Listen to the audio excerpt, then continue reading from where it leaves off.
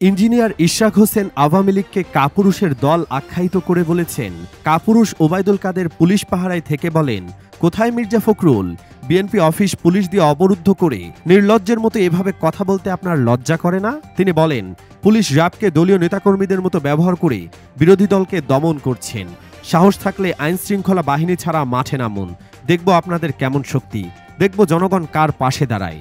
শুক্রবার বিকেলে নয়াপল্টনে বিশ্ব মা দিবসে ঢাকা মহানগর দক্ষিণ বিএনপি আয়োজিত বিএনপি চেয়ারপারসন খালেদা জিয়ার মুক্তি, তারেক রহমানের মিথ্যা মামলা প্রত্যাহার, ঢাকা মহানগর দক্ষিণ বিএনপির সিনিয়র যুগ্ম আহ্বায়ক নবিউল্লাহ নবী সহ সকল রাজবন্দীর মুক্তির দাবিতে এক সমাবেশে তিনি এসব কথা বলেন।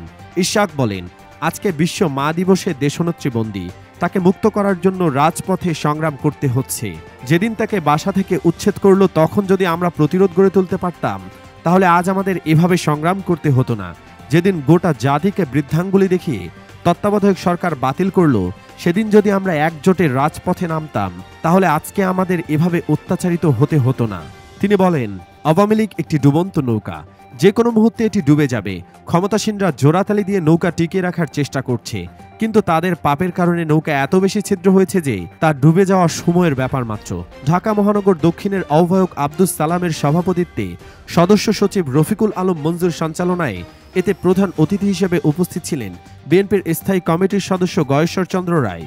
এতে বক্তব্য রাখেন বিএনপির সিনিয়র যুগ্ম মহাসচিব রুহুল কবির রিজভী, ঢাকা মহানগর উত্তরের সদস্য সচিব আমিনুল হক, স্বেচ্ছাসেবক দলের সভাপতি এস.এম. জিলানী, মুক্তিযোদ্ধা দলের সাধারণ সম্পাদক সাদেক খান, যুব দলের সাধারণ সম্পাদক আব্দুল মোনায়েম মুন্না, কৃষক দলের সাধারণ সম্পাদক শহীদুল ইসলাম বাবুল, ঢাকা মহানগর দক্ষিণের যুগ্ম আহ্বায়ক আ.ন.ম. সাইফুল ইসলাম প্রমুখ।